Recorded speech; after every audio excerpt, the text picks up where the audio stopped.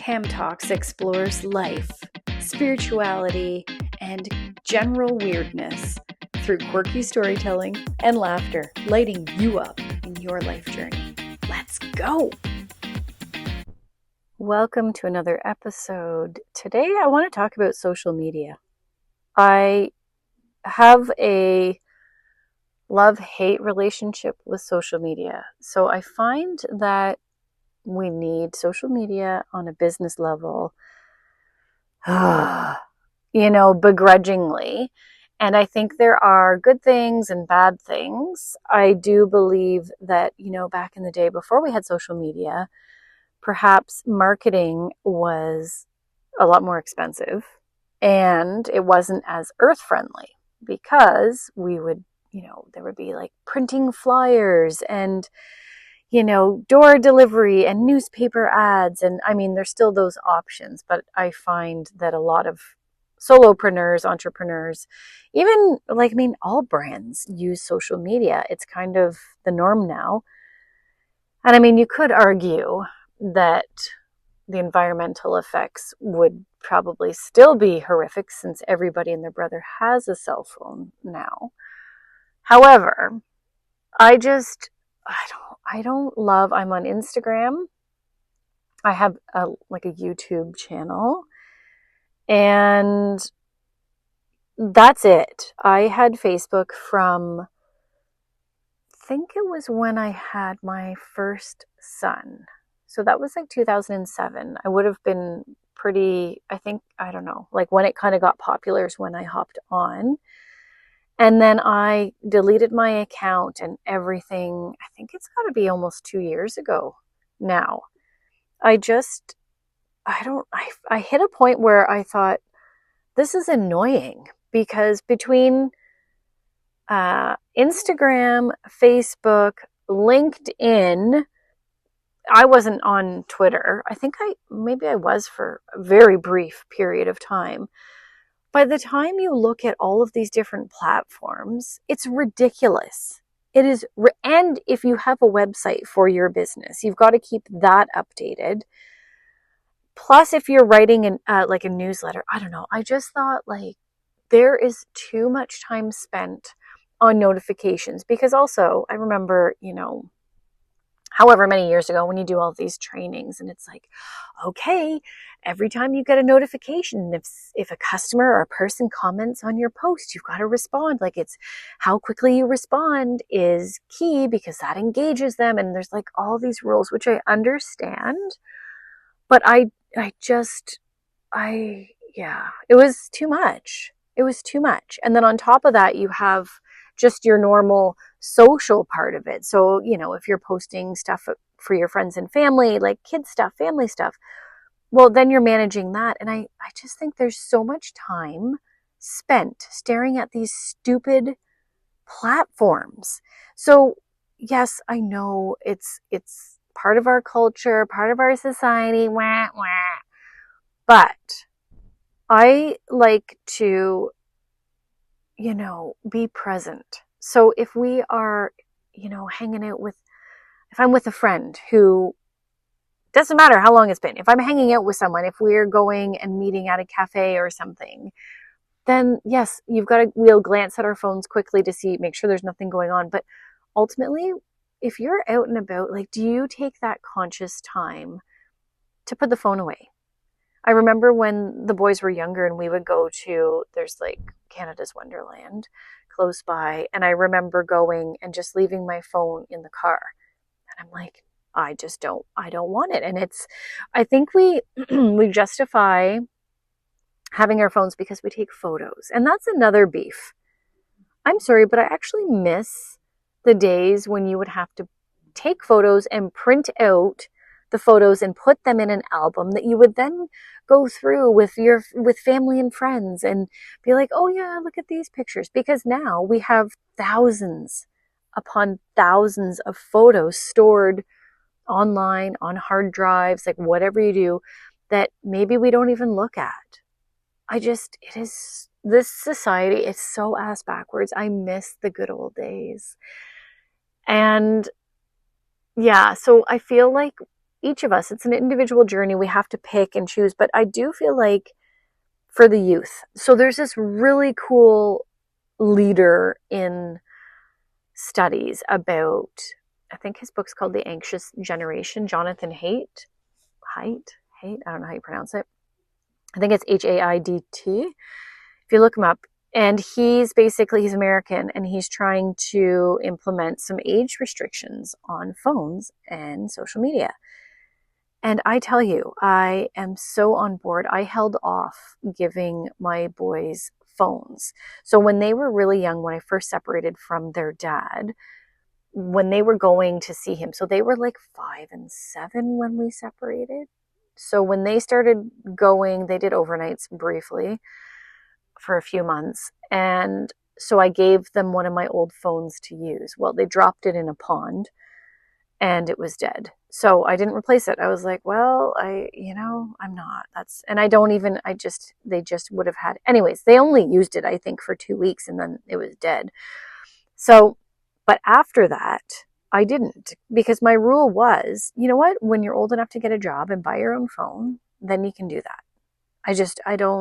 You don't need it. And even back then, so they are 15 and almost 18 right now. So even when they were in like grade 2 and 3, it was, oh, well, this person and this person, they have a phone. And I'm like, I don't actually care who has a phone. What do you possibly need a phone for? Like, you are whatever age, 8, 9, 10, even, I don't know. So anyways, I held out for so long, so long. I let them use one of my old phones when we went away to Cuba. I think that was 2 years ago. Yeah, 2 years ago. And then, but they didn't, it was not approved when they got back. So that was just for taking photos. And then when we went to Hawaii last year, in 2024, so they would have been, so 16 and 14, 16 going on 17 and 14. So then I was like, okay, you guys can each use, I had, was it 2 of my older phones at this point? So I said, you can use these phones on a trial basis and we will see. But you guys do not need to be these little addicted creatures to TikTok and la la la. And up until that point, they had kept their sanity about it. And they were actually like, oh yeah, like people, TikTok, it's just stupid. It's a bunch of stupid stuff. And I was like, yeah, cool. Yeah. So anyways, they have been able to use their phones since then. So it's been about a year and I hate it. I understand we live in a small town and a lot of their friends live in neighboring towns. And until recently, neither of the boys drove. So this is the norm of socializing. So when I grew up, I was born in 1977. So in the 80s and 90s, we were out. We were at friends' places. We were at malls. We were walking the streets. We were riding our bikes. We were doing sports. We were just exploring the earth. We were out. And we were like, oh, following cute boys around. And oh, we were doing this. And we were doing like all the things. And now these kids are on their phones, snapping each other, Snapchat, scrolling social media, or they're on their computers playing video games or on their whatever gaming things. These are at least, okay, so this is now what my boys have turned into. Leading up to this, they weren't as much involved in like video games and gaming. They would still like them, but I was like, hey, we're not doing this. But a few times I do little experiments. I let them, because I'm thinking they have to learn how to regulate. Like, this is a part of our planet, so they have to learn how to regulate themselves. And every damn time, if I left them, literally, I have done it. And they have stayed on computers for like 12 hours. And they will pause and go get something to eat and go to the bathroom. But they literally go right back on.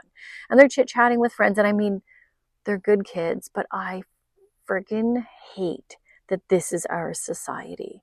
I hate that these kids think that this is life. What? And I always say this is like one of my famous sayings, because like my younger son more so, he watches YouTube, and then my older son plays like video games with friends, and they chit chat as they're doing it. And then my younger son will be on there like sending messages to friends, or he'll be like on FaceTime with his cousin, with my nephew, which is actually really cute. And I'm happy when they do that, because at least that's more like, they live an hour and a bit away. So that's a little more social, because you're still looking at each other and talking. But then, like they'll hop on and play video games together. Again, but, and the boys used to both do karate, which they didn't continue this year. So anyways, what I have always said is, these people who watch, my boys in particular, who watch YouTube for hours on end, my younger son, and he's watching cool things. Like, he's not watching porn. Yay. Fantastic. He's not watching, well, he watches brain rot on TikTok and Instagram Reels, but just the stupid stuff that people do. But for the most part, some of the people he watches on YouTube are morons, but for the most part, he watches some pretty cool influencers and learns things. And actually, that's when he was doing baseball. He taught himself a lot of really neat things by watching YouTube. So, and football, he watches a lot of football on there. But the thing is, my theory is that, why are we spending time watching other people live their lives? Get out there and live your own life. This is my beef with social media. So it's fantastic that, we're posting inspiring things, and like, this is cool. I mean, I do it. I'm on social media. I post things. I do not consume an insane amount of things. I will literally have a quick scroll, and like, I usually just check my Instagram notifications. So I'm strictly on Instagram now. And it baffles me. It baffles me. I love that there are inspiring things on there. I love that there are funny things on there. I know there's a dark side of social media too, which obviously your feed curates to your taste. So I have a really clean feed. I don't follow many people. I have more kind of people who follow me versus who I follow. And the people who I do follow are just like high vibe, like really, really good. But I know that teens and a lot of people, their feeds are not always that healthy and inspiring. And it just, I don't know. And I think about it and I'm like, what is the solution? Like, what is the solution? Well, the only solution is self-regulation and figuring out healthy boundaries. And if anybody can tell me how to regulate that and how to help your teens regulate that, please tell me. Because I resort to putting time constraints. And I'm like, okay, during the school week, you have 2 hours a night, which still makes me flippin' like, I can't. I'm just like, 2 full hours just sitting there staring at whatever or playing whatever video game. And then on weekends, then I'm like, okay, well, you can have 4 hours, which still blows my mind. Why would you want to spend 4 hours of a day staring or playing video games? Anyways, I have beef with it, like I said.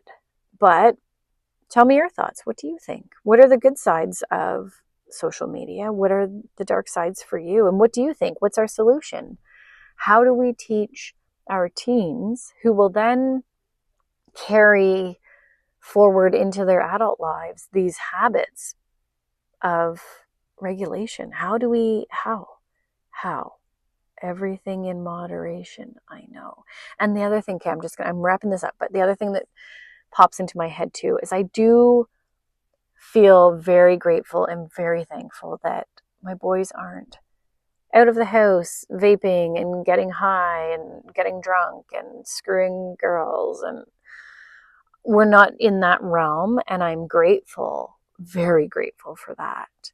However, I feel like there's a point where we have to, as human beings, it's like a rite of passage. We have to learn some lessons, and we have to have some difficult decisions to make and judgment calls, and we have to learn ethics and morals, and we have to learn how to be compassionate and kind with other human beings. And this is how we learn about relationships and growth. So, I don't know what the answer is. But anyways, that's my social media rant. And yeah, let me know your thoughts. Okay, peace out. Thanks for hanging out and listening to my wild and wacky Tam Talks. Follow Tam Talks to be notified of new episodes. Peace out.